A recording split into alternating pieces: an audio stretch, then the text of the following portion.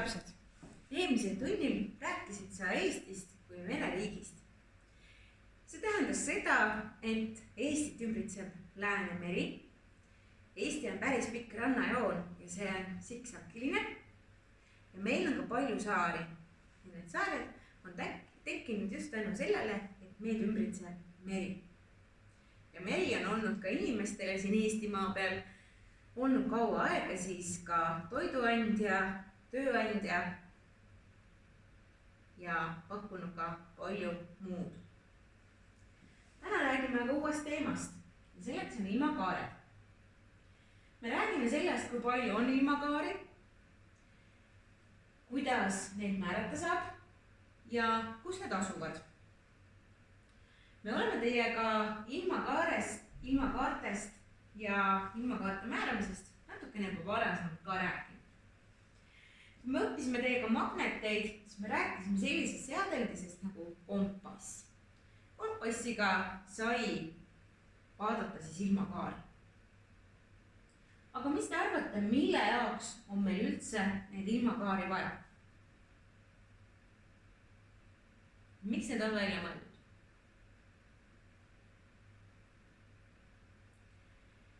Ilmakaared on sellepärast inimeste poolt kokku lepitud, ammuteadlaste poolt, et me saaksime võimalikult täpselt määrata asukohta. Nüüd te ütlete mulle, et aga meil on igasugused äpid ja GPS-id ja miks meil peaks täna mingisugused ilmakaarad? Tegelikult on selline asi, et need samad äpid ja GPS-id töötavad ka ilmakaarte põhjal.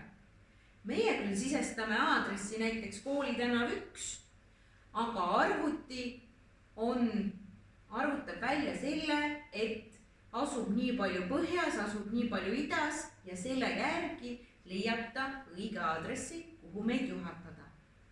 Nii et tegelikult ilmakaared on vajalikud meile selleks, et me saaksime määrata ükskõik kas enda asukoha, mingi riigi asukoha või mingi muu asja asukoha. Ehk kus ta on. Ja kõigepealt räägime põhiilmakaartest. Ja neid on 4. Neid nimetatakse põhiilmakaarteks sellepärast, et kõigepealt, kui hakatakse kellegi asukohta määrama, vaadataksegi seda, kas ta asub põhjas, lõunas, idas või läänes. Ja sealt edasi hakatakse siis täpsustama. Ole hea, palun võta lahti lihik. Kirjuta pealkirjaks ilmakaared ning teeme ühe joonis. Sina ei pea nii selliste kolmnurkadega joonist tegema, vaid teeme ühe lihtsama joonis. Joonista üks rist või sina ütled selle kohta võib-olla ka plussmärk. Aga palun pane kõikidesse otstesse sellised väiksed nooled. Nooled me paneme sellepärast, et need näitavad suunda. Neil on kindel suund neil nooltel. Ja põhiilmakaared ongi siis põhi,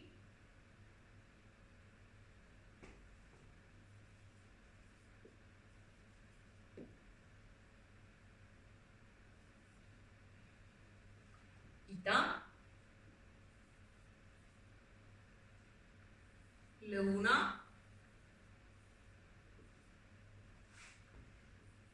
ja lääs.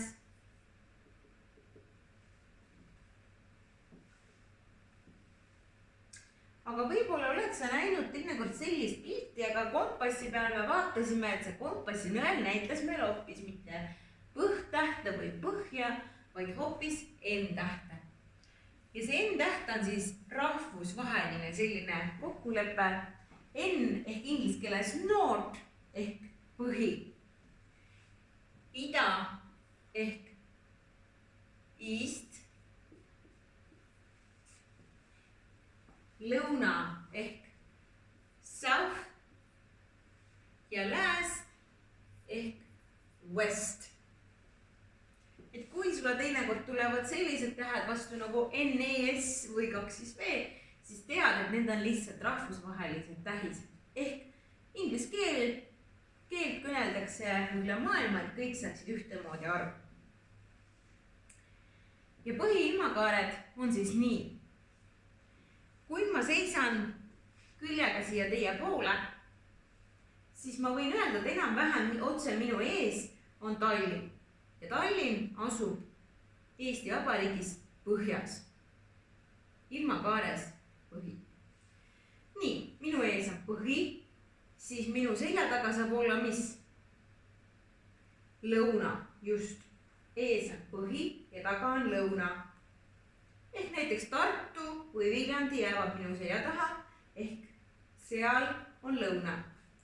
Minu paremal käel on ida, näiteks Narva, Rakvere.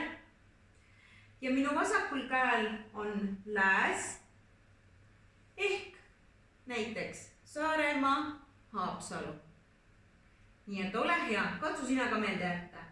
Vastas ilmakaared on põhi ja lõuna, liiguvad vastassuunas, eks? Ja vastassuunas on ka ida ja lääs. Et kui ma niiviisi käed välja sirutan, siis sa näed, et sõrmeotsad lähevad täitsa erinevates suundades.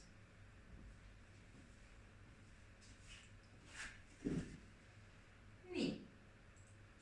Aga mis sa arvad, millisest ilmakaarest võiks päike tõusta? Kus päike tõuseb igal hommikul? Õige, idast. See tähendab seda, et kui sa tahad hommikul kõige varem, kõige esimene olla, kes päiksetõusu näeb, peaksid sa sõitma näiteks ida poole, ehk näiteks Narva. Ja kui sa tahad hommikul kaua magada ja ikka veel näha päiksetõusu, siis kõige hiljem me näeme päiksetõusu näiteks Saaremaal. Aga kuhu võiks päike loojuda? Mis sa arvad? Kui ta idast hakkab liikuma, ma annan sulle väikse vihje, et ta liigub, kujutame ette, et nii, siin on meil ida, nii, päike hakkas siit tulema. Nii, ma annan väikse vihje, et ta liigub päris sirgelt. Et ta ei hüppa kuskil üles alla, vaid ta liigub niiviisi mööda külge, nii nagu me õppisime teiega sügisel. Siis kus ta võiks loojuda? Õige, läänes. Nii, et kui sa õhtul tahad näha päikeseloojangut veel väga hilja, no kõige viimasena tahad näha, siis pead sa minema võimalikult lääne poole ehk näiteks Saaremaale. Hommikul tahad kõige esimesena näha, lähed ida poole ehk näiteks Narva ja õhtul tahad kõige viimasena loojumist näha, siis pead minema lääne poole. Nii. Aga vaatame väikest videoklippi ka, kuidas jätta meelde need 4 põhiilmakaart.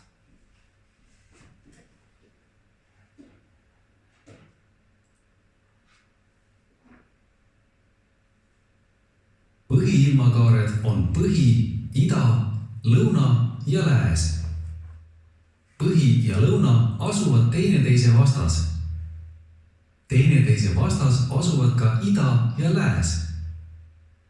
Põhiilmakaarte järjekorda on lihtne meelde jätta sõna pill abil.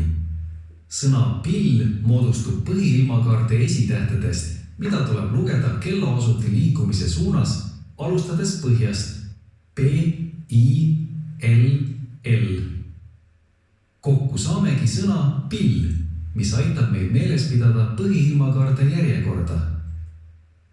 Nii, et kui sul muidu meelde ei jää, siis sa võid jätta meelde, et kui sul on sõna pill, siis saad sa ka põhiilmakaarte järjekorra, alustades kellaosuti liikumissuunas. Põhi, ida, lõuna, lääs. Nii, me rääkisime teiega kogu aeg mingisugustest põhiilmakaartest. Kas sa tead veel mingisugused ilmakaari peale põhja, ida, lõuna ja lääne? Oled sa kuulnud mõnda? Nii, olemas on veel ka vaheilmakaared. Ja nende järgi juba nüüd määratakse asukohta natukene täpsemalt. et kui me algus panime näiteks paika, et Tallinn asub põhjas, siis ega kui sa ütled mõnele välismaalasele näiteks, kes elab kuskil Ameerikas, et ole hea, tule siia põhja, et seal on Tallinn, siis ta sõidab võib-olla üldse kõigepealt Arktikasse jääkarude juurde. No ei tea kohe kuhu poole. Siis selle jaoks on olemas vaheilmakaared, et veel täpsemalt panna see asukoht paika. Ole hea, sul on juba tehtud joonis ja nüüd sinna sama joonise peale lisame lihtsalt 2 joont juurde ja kirjutame vaheilmakaared.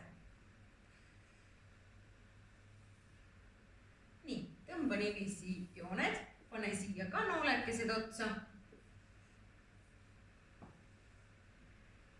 Nii. Ja vaheilmakaared on kirre,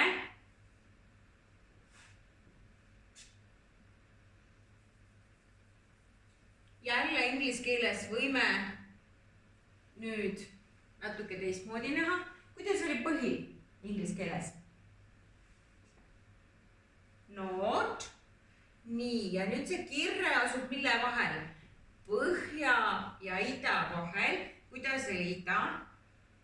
East. Ja siis ta ongi NE ehk North East. Kagu. Mille vahel asub kagu?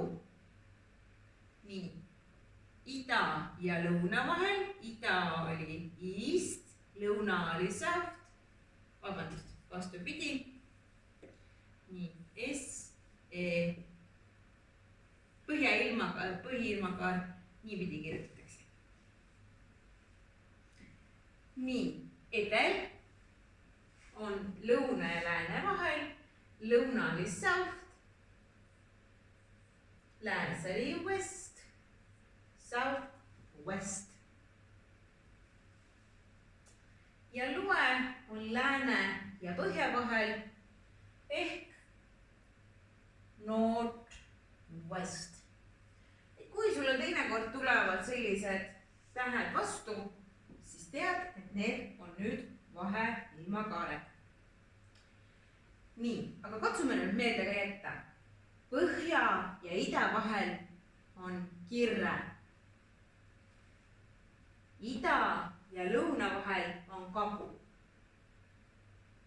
Lõuna ja lääne vahel on edel. Lääne ja põhja vahel on loe.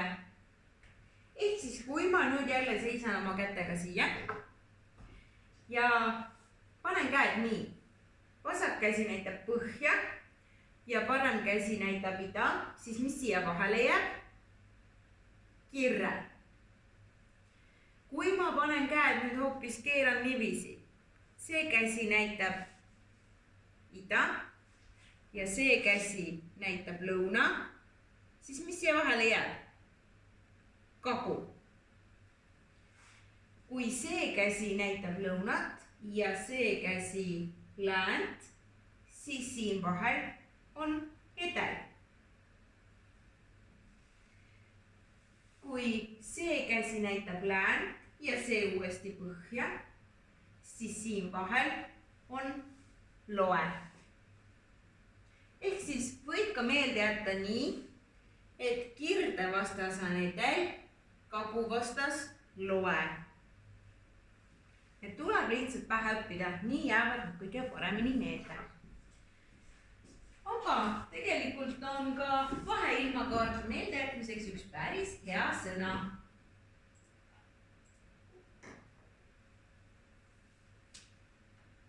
Vaheilmakaared on kagu, edel, loe ja kirre.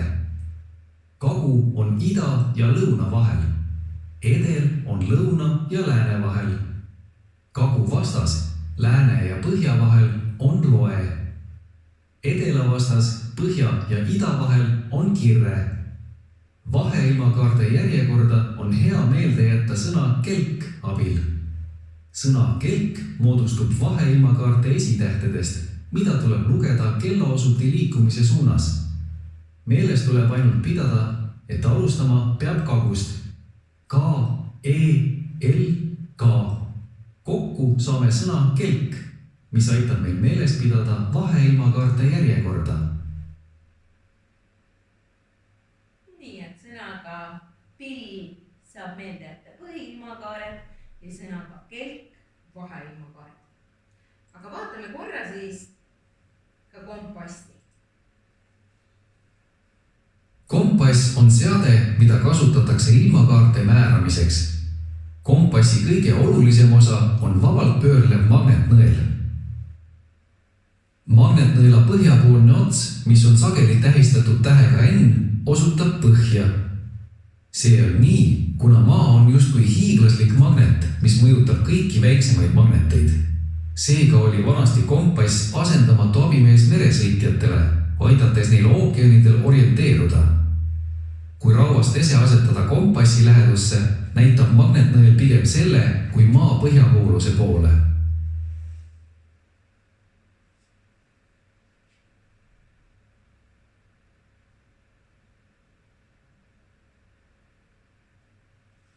Nii, ja nüüd ole hea, järgmiseks tunniks palun õppi endale selgeks põhiilmakaared ja vaheilmakaared.